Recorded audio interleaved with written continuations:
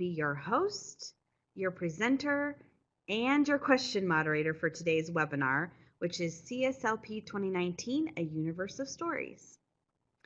Just a couple of housekeeping items before we get started. If you're having sound issues during the webinar, please see the sound issues box, which is just below the chat box on the left side of your screen. If there's a global sound issue, meaning everyone is experiencing it, we will announce it in the chat box. If you're unable to resolve the sound issue you're experiencing, be reassured that we are recording the webinar so you can watch it offline after it has ended.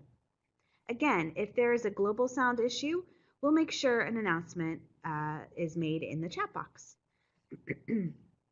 If you have a question, you can just type it in the chat box on the upper left-hand side of the screen. I will be keeping an eye on it as I go through my presentation, and I'll answer questions whenever I have an opportunity. It's a little more difficult because it's just me here, but I will at least pause a few times for questions also throughout the webinar, and we'll have time at the end too. The session today is worth 1 LEU, and your certificate will be available for download at the end of the webinar. If you're watching an archived recording of this presentation, information on how to obtain your LEU is in the video's description in YouTube, as well as on the continuing education area of our website. And just a side note, I think we have a few different groups watching under one login. A couple of libraries are all watching together. So if you have more than just yourself watching with you today, if you could let me know in the chat box how many people you have. I don't need names. I don't even really need to know where you're from. I just want to know how many people overall are watching this webinar.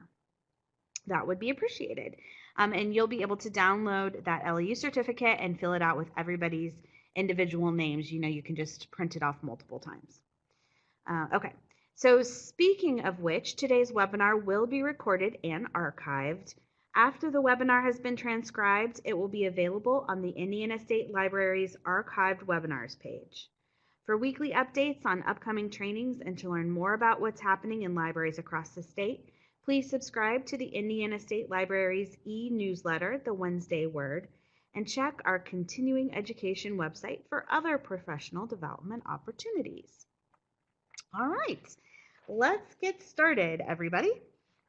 I'm going to pull up my presentation.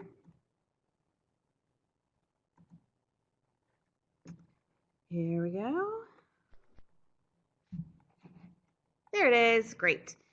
Okay, welcome to CSLP 2019, A Universe of Stories webinar.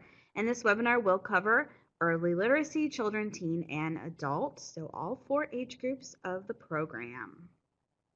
Thank you. Yes, Lacey, I think they are adorable. So again, who am I? My name is Beth Yates. I'm the children's consultant at the State Library. I was a youth services librarian for 12 years at a public library before I came here to the State Library. And my library actually did use the CSLP program for most of those years. So I have a pretty long history with CSLP. My email address is down there if you need to contact me for anything. Email is usually the best way to get a hold of me. This address will also be posted at the end, so you can write it down then if you want. The most important thing to know about me, though, when it comes to CSLP, is that I am your CSLP representative for the state of Indiana. So what does that mean? First of all, I just want to explain what CSLP is, because I think most people have a general idea, but a lot of people don't even really know what CSLP stands for. So just so you know, the Collaborative Summer Library Program is what it stands for. It's a consortium of representatives from all 50 states plus several U.S. territories that all work together to produce a low-cost, high-quality summer reading program for their participants, including themes, slogans, art. We provide a manual that's full of great programs and options for incentives. So also, it's good for you to know that all Indiana public libraries are members of CSLP because the state library actually pays your membership fee every year using IMLS LSTA funds. So the program is yours to use as you wish at your library, whether it's just using the slogan for the year or using everything from the slogan to the artwork to the program ideas. It's all yours to use or to not use. Although, of course, we hope that you do, and I'm assuming you all do because you're here today. Okay, just a couple more housekeeping things. The first one is we're going to be talking during the second half of this webinar about a lot of resources and ideas. And I have a document at the end that you'll be able to download that has links to all the resources and a list of all the ideas. So don't feel like you have to write every single one down. Of course, you can write down the highlights, the things that most are interesting to you, but you don't have to write everything down because it is on that. Also, prepare to share. At the end, I'm going to bring up a box where you can type in your own program ideas for next summer. They could be related to the summer reading theme of A Universe of Stories, or they don't have to be. They could just be a great program that your library's been doing. I'm collecting those ideas and putting them on that sheet that you can download that I mentioned before. And finally, just a heads up also that your library should have their manual by now. And the manual is not a print manual, it's on a flash drive. So it should have arrived to your director in a yellow envelope like this, and it was in a little baggie with a blue card, which I've circled the flash drive because it's hard to see with the lighting on this picture. Those were stapled to a letter to your director, and there was also at least one Universe of Stories incentives catalog in your envelope too. So hopefully your director received it. Talk to them if you haven't seen it yet, and talk to your colleagues also in case somebody swiped it before you got a chance to grab it. And then if you absolutely no one has seen it at your library, then contact me and we can get you a new one sent out. Okay, with all of that out of the way, I also wanted to mention that you can actually also access the manual online again this year, and it's even improved from last year. It's easier to get to everything. To do it, you do have to log into the CSLP Reads website. I have a link to the CSLP Reads website on the document you can download at the end of this. And I will also be making available instructions for accessing the manual online at the end of this webinar also. So you should be set. Barbara, I could potentially send you another catalog, but just be aware you can also reach the catalog online. And I can send that information out when I send out the link to the recorded webinar later. Okay, so let's get into this. What is the point of this webinar? There's kind of two parts in my eyes. The first part is to get you guys familiar with the artwork and the manual itself. But the second half is to give you guys resources that you can use when you're starting to plan programs, and also a few good program ideas also, so that ultimately when you are ready to start planning for summer 2019, whether it is later today or in mid-May, whatever floats your boat, whenever you start doing that planning, you have what you need to do it, or at least to get started. So the agenda is pretty straightforward. We'll start with that overview. We'll talk about resources, and then I will share some of my favorite program ideas. And then at the end, like I said, I'll be asking you guys to share program ideas. So the 2019 theme is space, and I have a little poll over here for you. Let me bring it out and make it visible. I'm wondering, why do you guys think the 2019 theme is space? Why did we select space? And you can select any one of those. Oh, you guys are also smart. So the answer is really all of the above, because space has not been the theme for a really long time. It also is a really great theme because there's tons of programming ideas that you can do with space. Not to mention the fact it ties really well into STEM. But the number one reason why we made it the theme, or we selected it as our theme, is because, let me pull this up, because it is the 50th anniversary of the first man landing on the moon. And of course that took place on July 20th, 1969. July 20th, 1919, sorry, July 20th, 2019 is the 50th anniversary, and that falls on a Saturday, just heads up. So if you want to do a whole day celebration, you've got a beautiful open Saturday for you to do that. Of course, you could also do a whole week leading up to it, or even the whole summer celebrating that 50th anniversary, whatever your library likes to do. The slogan for 2019 is, of course, a universe of stories. I think y'all knew that. It was in the title of this webinar.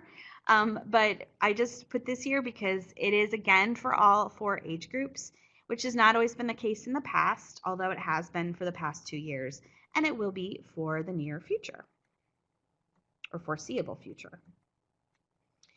I also wanted to just really quickly show you guys the artwork. Has anybody not seen the artwork yet? I'm guessing that probably most of you have. So we're just going to do kind of a quick review because I love it so much. I just like to look at it. Here's the early literacy poster. Super adorable. It's probably kind of small on your screen right now, but when you get it in person, definitely take a look at like the titles of the books that the aliens are reading, like 3 Little Earthlings. That little cat in the spaceship has a space helmet on. I mean, come on. So that is the early lit poster. And here's the children's poster. Very similar styles, can easily be used interchangeably, or you can use whichever one you like better. The kids look a little older on this one, but that's really the only major difference in style. And both of these posters were done by Lisa Hernandez, who is an author and an illustrator. She wrote and illustrated Doggone, which some of you might be familiar with. She also has illustrated other books, like one of John Lithgow's books, and a series of nonfiction stories called Bored Bella. And by the way, do you spy the little spaceship in the top right corner of that cover? The teen poster is done by an artist named Antonio Caparo. He also illustrates for books as well as doing other artwork. He has a very distinctive style. You can see he did The Magic Thief, that series. And again, there's lots of details and things to notice in this poster.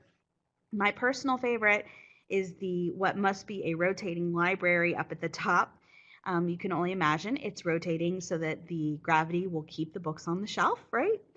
Like a little library space station. And finally, the adult poster.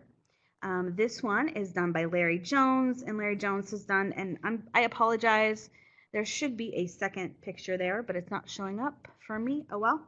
Larry Jones has done some of our posters in the past. He did the adult poster last year as well, the Libraries Rock adult poster. So he's a freelance graphic artist. He has a very eclectic style. He can do lots of stuff, and we like him a lot. Here is Universe of Stories, which is meant to be kind of a 20s-ish Art Deco-y sort of travel poster style. Hopefully you get that. All of his stuff, which by the way, I'm not showing it today, but there are lots of clip arts included with each poster art for each age level. And his clip art has a very kind of, it reminds me of like what the 50s thought the future was going to be, like the 50s version of what space travel would look like. So it's kind of cool and retro. Oh, good, Susan. I'm glad you like the teen poster. I think it's pretty cool. Okay. Any questions about the artwork or anything else before we move on to the manual itself? I'm looking here also to see if I have any questions, mostly just good comments. Okay, great. Okay, so the manual. I say check it out in a, hey, check it out sort of way, not a library check it out sort of way. Because I think it's really worth taking a look at. If you don't do that every year, definitely take a look at it this year.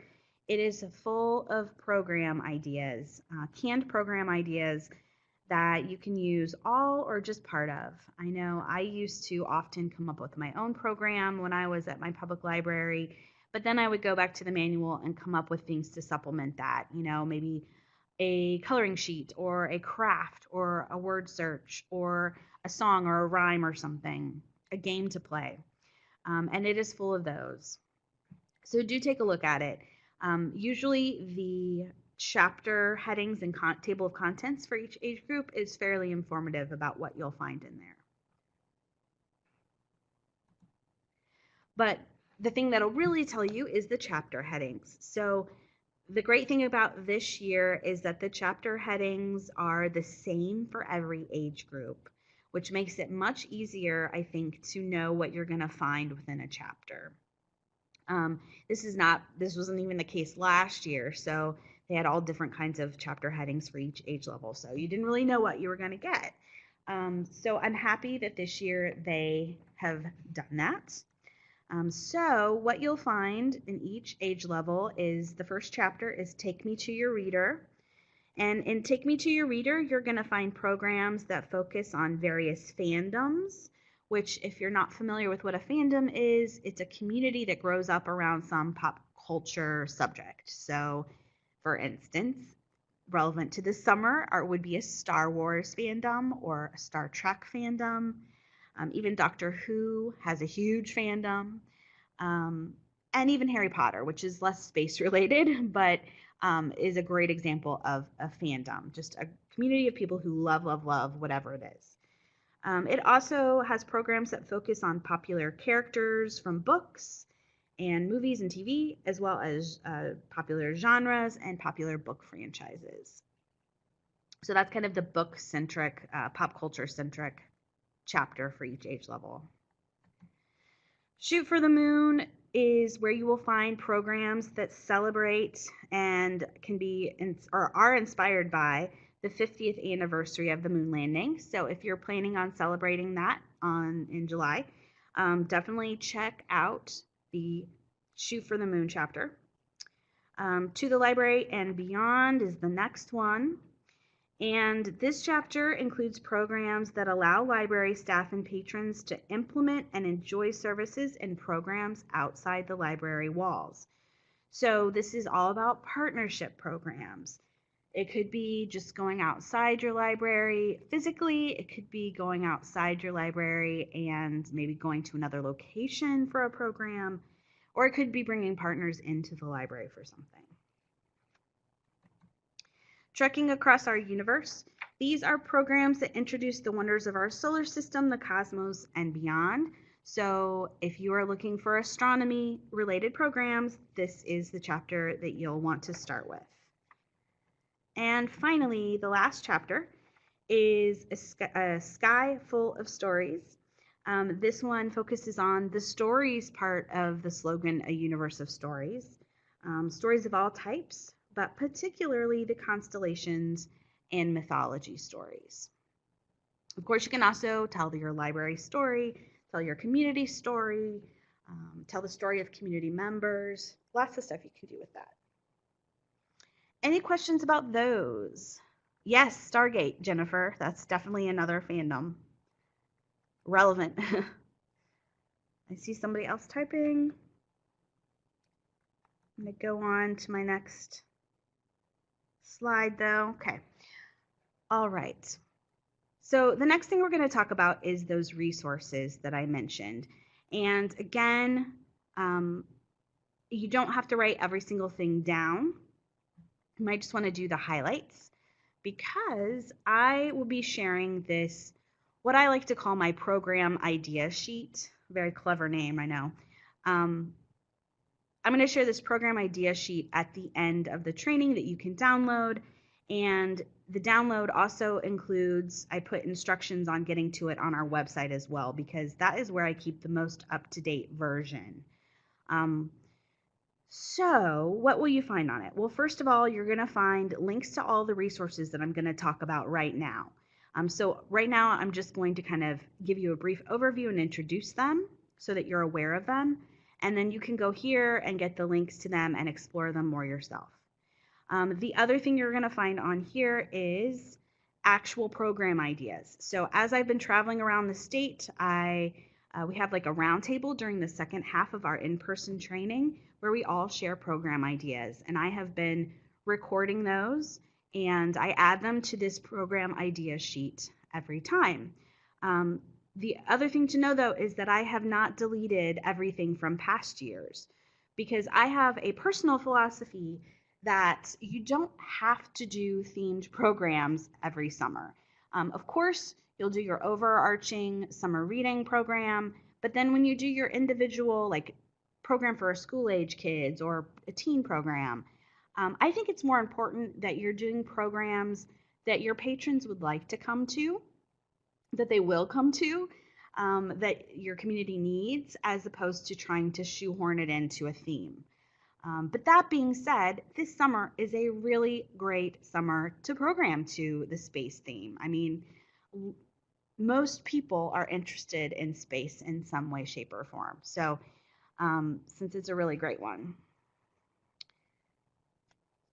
Barbara asks, oh, great, Kara, thank you. Barbara asks, since art is so much a part of CSLP, why is everything STEM instead of STEAM? Just wondering. So Barbara, it can be STEAM or STEM. It's your library's personal preference. I am in the habit of saying STEM because I've been working with the Make Do Share program, which usually says STEM because it focuses on the science, technology, engineering, and math, and less on the art. But I absolutely agree that art is a very important part too, and certainly crafting and things like that. So, whatever you prefer. What I use is interchangeable. So, okay. So, anyway, so on the sheet will be program ideas, and they're not really in any particular order, unfortunately, because I just don't have time to organize it as much as I would like to. But it's really meant to be a browsable list anyway. It's meant for you just to kind of look through, and maybe it'll spark some ideas for you. I do try to keep the space-related ones towards the top of each age level. There are ideas for all ages, preschool, school age, teen, and adults on here. And like I said, it'll be downloadable at the end of the webinar, and you'll be able to access it online too. Okay, so here are some of the resources I want to make sure you're aware of. Pinterest is not a new thing. I'm sure you're all aware of Pinterest. But in case you weren't aware, both CSLP, the organization, and the state library both have CSLP 2019 boards. So we've posted lots of relevant ideas on here. So check those out if you want a shortcut. If anybody went to the Make Do Share trainings that I did this fall, StarNet, their STEM Activity Clearinghouse, is one of my favorite programming resources right now. StarNet stands for Science, Technology, Activities, and Resources for Libraries. So these are for us, you guys. Cornerstones of Science works on this. People related to NASA work on this. So this is really good info.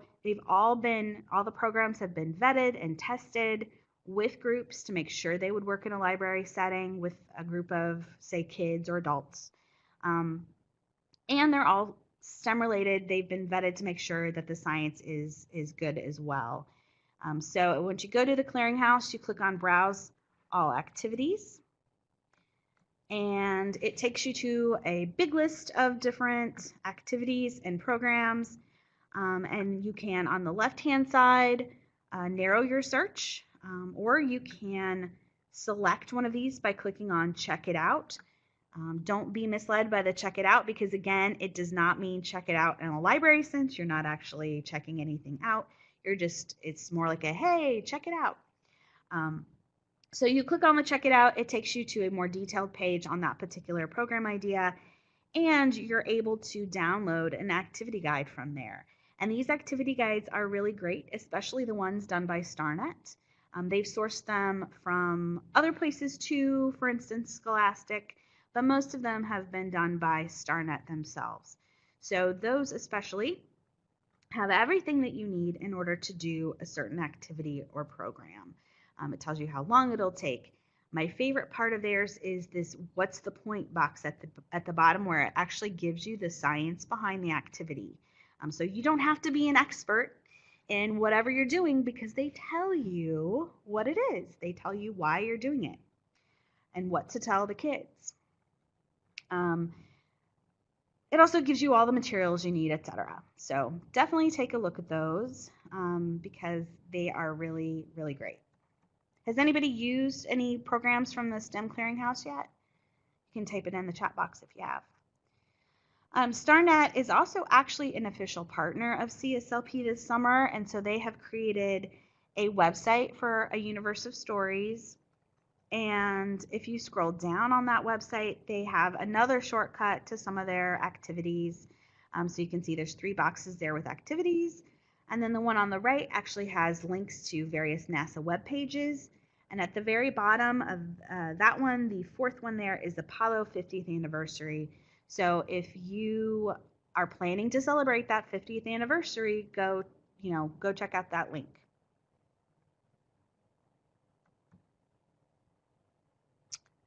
Karen says she has used STEM Clearinghouse activities a few years ago when she worked in the children's department. Great. Hopefully you found them to be useful and easy to interpret and execute. Yes, Kara, low-tech STEM is the best. Okay.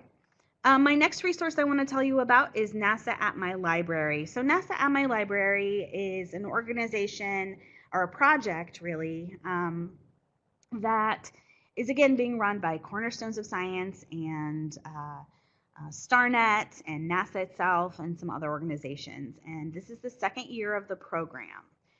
The first year they had a few state libraries and a number of public libraries participate, including 2 here in Indiana.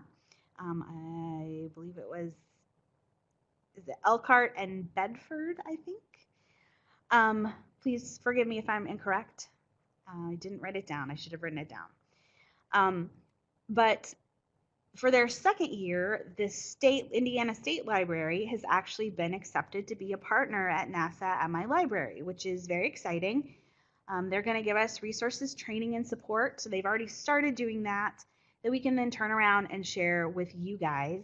And probably the most exciting thing is that they are giving us 3 kits that contain all kinds of space-related science activities and the materials that you need to do them. They're also giving us money, and we hope to use that money to create even more STEM science-y kits that we can circulate this summer. I know we're going to try, listen, I've been in your shoes, so I know the earlier you have this information, the better. So we're trying really hard to figure out how we're going to circulate these and how soon we can get them made up so that we can get that information to you guys and you guys can reserve them for the summer. But they will be available then in the future too. So even if you can't get them this summer, you can use them for future programming. Some of the resources that I've already gotten from the NASA at My Library connection is the Night Sky Network and Solar System Ambassadors. These are 2 organizations that have volunteers who do space-related programming for free. So the Night Sky Network is amateur astronomers, and the Solar System Ambassadors are not necessarily amateur astronomers, but they have been trained to do presentations about this stuff. So go to those websites, which again are linked from the sheet that you'll be able to download. Go to those sites and type in your zip code and figure out who is closest to you, and you can contact them. Since they are usually free, I would encourage your libraries to consider offering them maybe a travel stipend. Maybe you pay for their mileage or something, just as a nice gesture, because they're probably going to be real busy this summer. All right. Any questions about that stuff before we move on to program ideas? And I'm also just going to scroll through here and make sure I didn't miss any questions. Don't think I did. Oh, I did. Lacey Gibson earlier asked whether anyone at the library can register for CSLP.org, and the answer to that is yes. More than one person at a library can register for CSLP.org. Now, if you want access to the manual online, there is one code for your whole library. You can share that code. But if you have any questions or difficulties, you can contact the CSLP Home Office. And I will be including, like I said, there's instructions at the end here of this webinar that you can download, and they lay out how you can get access to that. And also, I believe they have the contact information of the Home Office if you have any trouble. Okay. Any other questions that I may have missed earlier? Go ahead and retype them. And we're going to move on to program ideas. So I call this virtual roundtable time because, again, during my in-person trainings, we actually spend a whole second hour of the training during doing a virtual roundtable. It's a little hard to have a roundtable in this format. So that's why at the end, I'm going to give you guys an opportunity to share back at me with your own program ideas. So I'm going to pull that box over here at the end where you can type that in. So be thinking of ideas to share. I'm going to start with some all ages and family program ideas.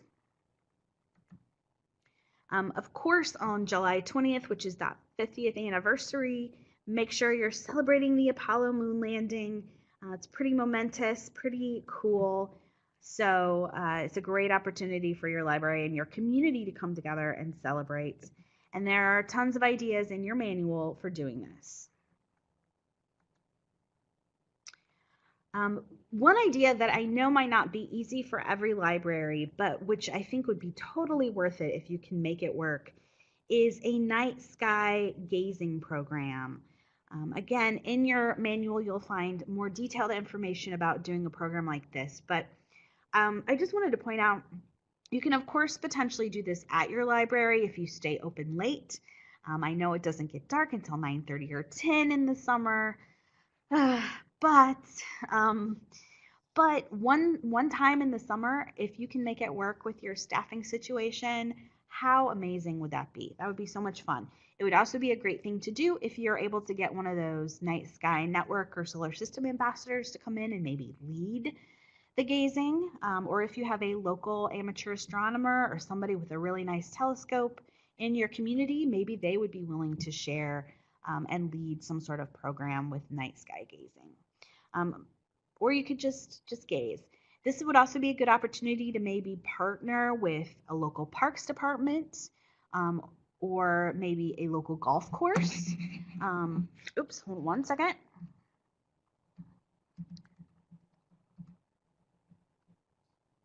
Technical difficulty, sorry. Okay. So this would be a great opportunity to partner with one of those groups because they often have nice dark areas without a lot of light. A lot of communities have these groups. So check it out, see if you can do it. That would be what I call kind of like a field trip program where the easiest thing to do is just to have everyone meet you there. So you make all the arrangements in the organization, or you organize it, but then you have everyone just meet you there so you don't have to arrange for transport. Maybe a nearby college. Yeah, for sure, Kara.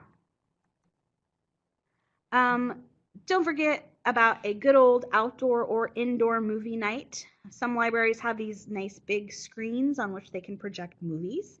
And so it's a great opportunity to do that outside on the library's lawn if you have one, or in a parking lot maybe. And of course, there are lots and lots of space-themed movies that you could show. Do make sure that you have the correct licensing to show the movie.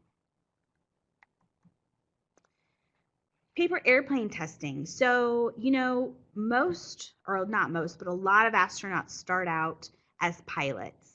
So one library, I think it was West Lafayette or Tippecanoe County, I'm sorry, one of those, told me about a program that they did that was very simple and straightforward. They just made paper airplanes. You know, you can have books out or examples. They hooked hula hoops to their ceiling so that people could try to throw the paper airplanes through the hoops. And so families were working together to create these paper airplanes, and they thought it was a really great experience.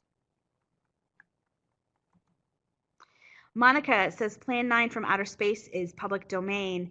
Terribly wonderful movie. That sounds like it could be a really good one to do like a, what is it, Mystery Science Theater 3000 style program, maybe with your teens, and have them make snide, sarcastic comments about the movie as it's going on. If anybody's familiar with Mystery Science Theater. Okay, let's talk about early lit program ideas now. So I wanted to start out by saying that, of course, the manual has tons of space-themed story time ideas.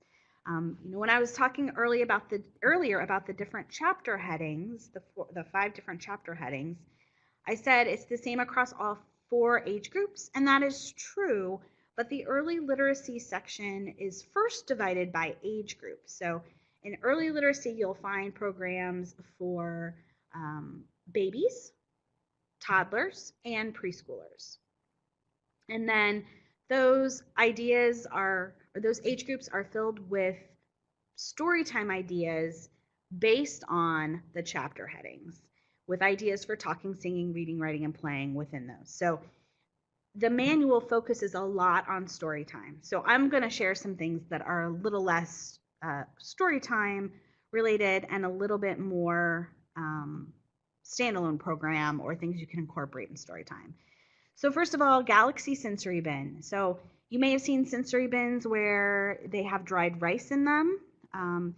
This one has dry black beans in them. And then you can, depending on your age level that you're working with, and of course the chokeability factor, you could potentially put like glow-in-the-dark stars or small planet-looking balls like you see here. This is moon sand. Moon sand is traditionally made, I believe, with flour and baby oil. You can make a taste-safe moon sand.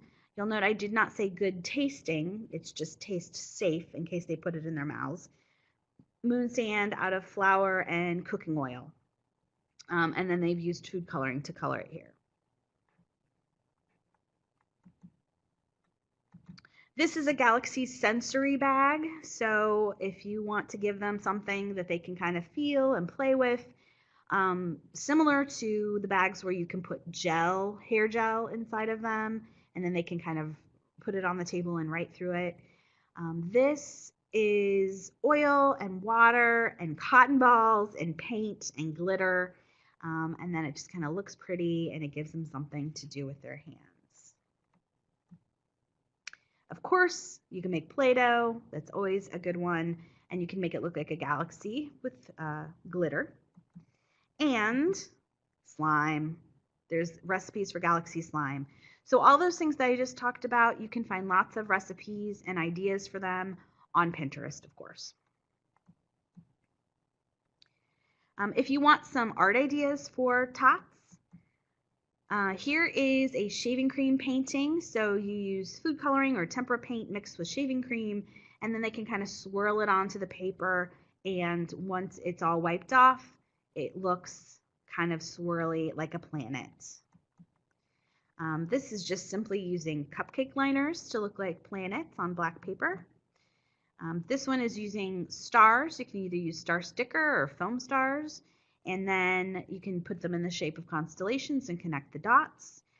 If you have older kids doing this, because this would absolutely be a good activity for school age as well, they could actually make up their own constellations and even maybe make up their own constellation stories. And moon rocks. These are just foil balls, and the kids can use them for doing things like, throwing the moon rocks into the bucket or something if you want some games.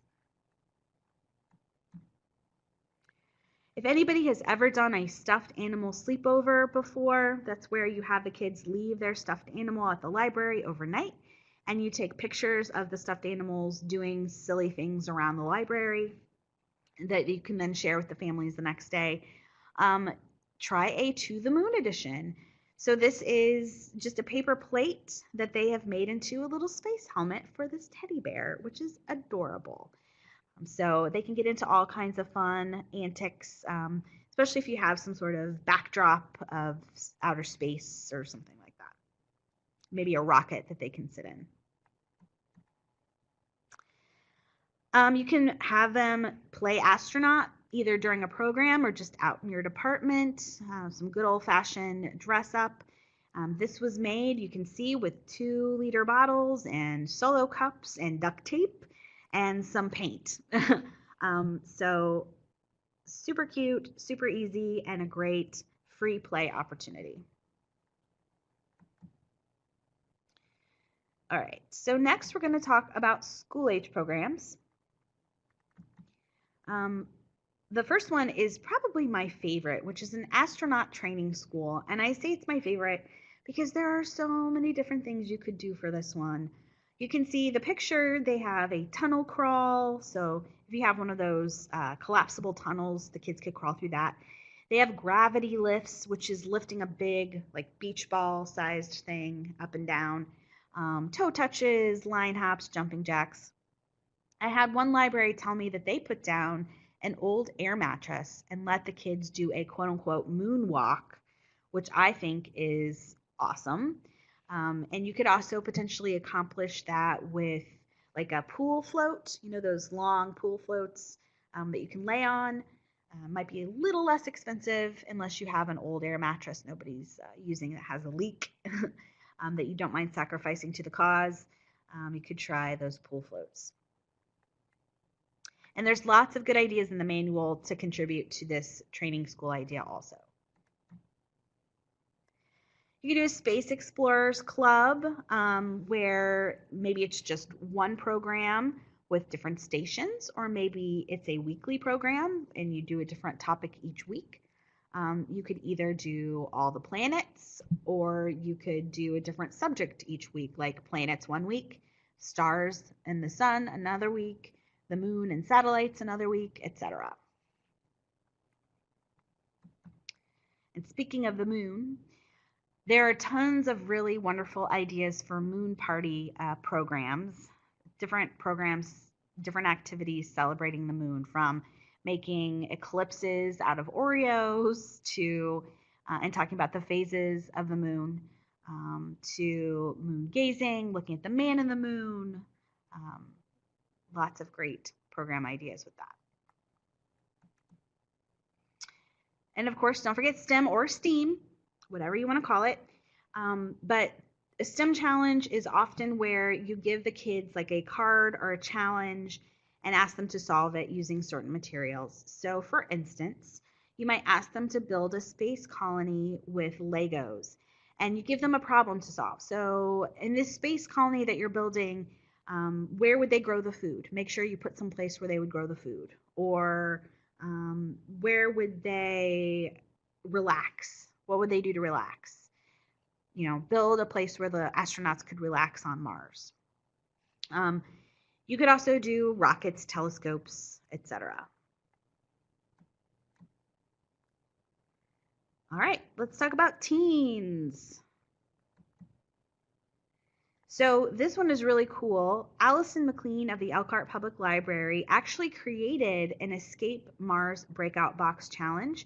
I believe she did it with teenagers, and she made it available in a Google Doc for anyone to use. I have linked to it from the program idea sheet. So if you like to do breakout boxes at your library, definitely check that one out.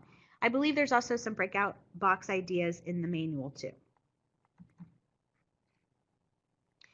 One library said they were thinking about doing a space camp lock-in with their teens. So, of course, after hours, they would watch a movie that was related to space.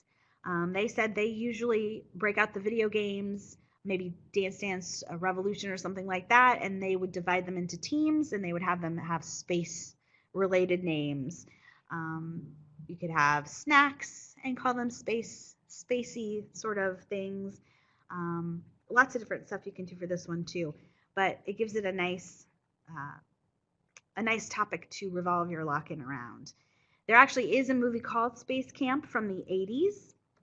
If you can get your hands on that, that's even better. Another library, Pulaski, has done a glow-in-the-dark party of sorts for their teens before that was super popular for them. Break out the glow sticks, break out the black lights, have kids wear white, maybe have a DJ or spin some tunes from your Apple phone or something, and just let them go crazy within reason, of course. Also, side note, you can make punch glow by adding tonic water to it, because I believe it's the quinine in the tonic water will make it glow in a black light. Yes, Casey, it's one of my favorites too. I just made my kids watch it the other day.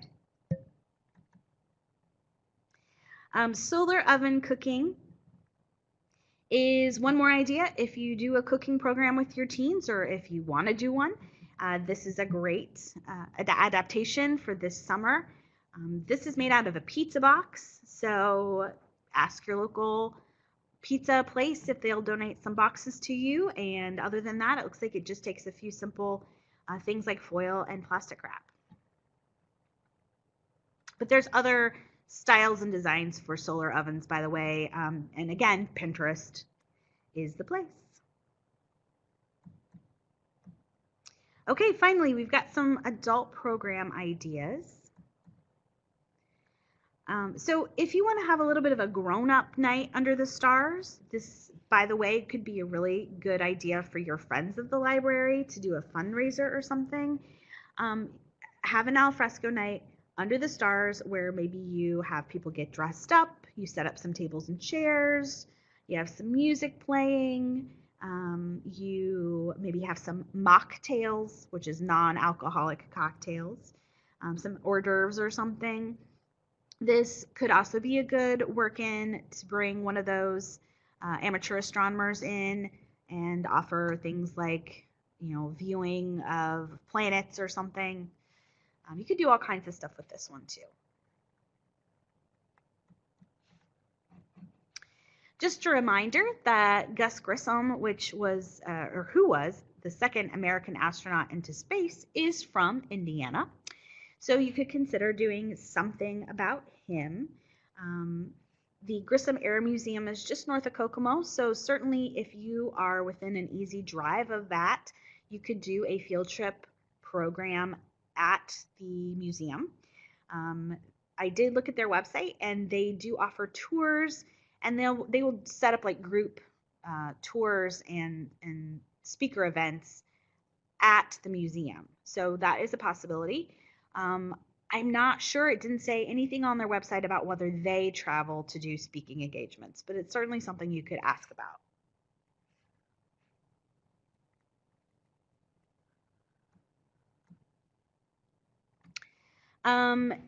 You could do a fan convention at your library, or a cosplay event, or even just a straight up Star Wars night. Just a heads up that Star Wars Indiana is an organization that actually has people who dress up in full Star Wars gear. Like if they're a stormtrooper, they are head to toe full outfit of the stormtrooper. They have the good guys and the bad guys, both organizations, groups within their organization, and they will come to your library and do events with you. So try contacting them if you are interested in doing something like that. Has anyone ever had them out to their library? Sharon, Anne has. Which library is that, Anne?